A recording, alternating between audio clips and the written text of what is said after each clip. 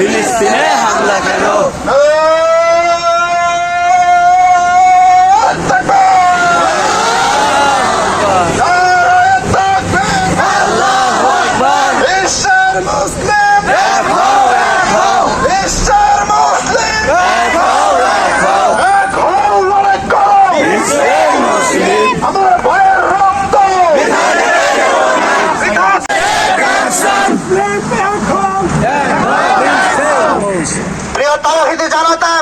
আপনাদেরকে আমরা জানিয়ে দিতে আমরা এটা স্মরণ করিয়ে দিতে চাই ইসরায়েল বাহিনীকে তাম পৃথিবীর ইতিহাসের সূচনা লগ্ন থেকে যারা মুসলিম মুজাহিদ ছিল তাদের সংখ্যাধিক্য দিয়ে বিজয় হয়নি, ইমানি জজবার উপর দিয়ে বিজয় অর্জন করে নিয়ে এসেছে মুসলমানরা।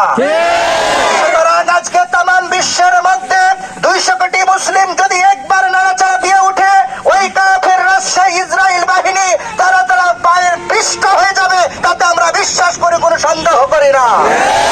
মুসলিম তাওহীদি জনতা, আমরা আমাদের জায়গা থেকে প্রতিবাদ এতটুকু জানাই, মুসলিম হিসাবে ইমানদার হিসাবে অন্যায়ের প্রতিবাদ প্রত্যেকটা ক্ষেত্রে করতে হবে।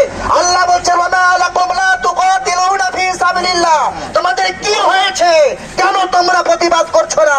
আল্লাহর বিধান পালন করতে অন্যায়ের প্রতিবাদে আমরা রাস্তায় নেমেছি। আমাদের পক্ষ থেকে রাষ্ট্রীয়ভাবে যত প্রকার ইসরায়েল বাহিনীর বিপক্ষে মুসলমানদের পক্ষে যত প্রকার পদক্ষেপ নেওয়া দরকার তত প্রকার পদক্ষেপ নিলে এই দেশের তাওহীদি জনতা সাথে আছে বলে আমরা সম্মতি জ্ঞাপন করছি। মুসলিম মা বোনদের ইজ্জতের উপরে যদি হামলা করা হয়, কোন মুসলিমদের যদি রক্ত ঝরে, তাহলে আমার নিজের ভাইয়ের রক্ত ঝরার মতো আঘাত আমাকে পেতে হবে, এটা আমার ইসলাম শিখিয়েছে। ইমানি চেতনা নিয়ে আজকে আমরা বাজ্যমান পবিত্র রমাদানুল কারীমের মাসে আমরা প্রতিবাদ মিছিল জানাচ্ছি। যারা বর্বরতার সাথে সন্ত্রাসী ইসরায়েল বাহিনী যারা আমাদের মুসলিম মা বোনদের উপরে আক্রমণ করে যাচ্ছে, আমরা দীপ্ত কণ্ঠে জানিয়ে দিতে চাই, আজকে আমরা মুষ্টিমে কয়েকজন হতে পারি, কিন্তু বাংলাদেশের মাটি ইসলামের জন্য খাঁটি। যদি কোনো সময় ডাক আসে, বাংলাদেশের তাওহীদি জনতা মুসলিম ভাই বোনদের ইজ্জত রক্ষার্থে জীবনটা মিলিয়ে দিতে প্রস্তুত আছে। তাওহীদি জনতা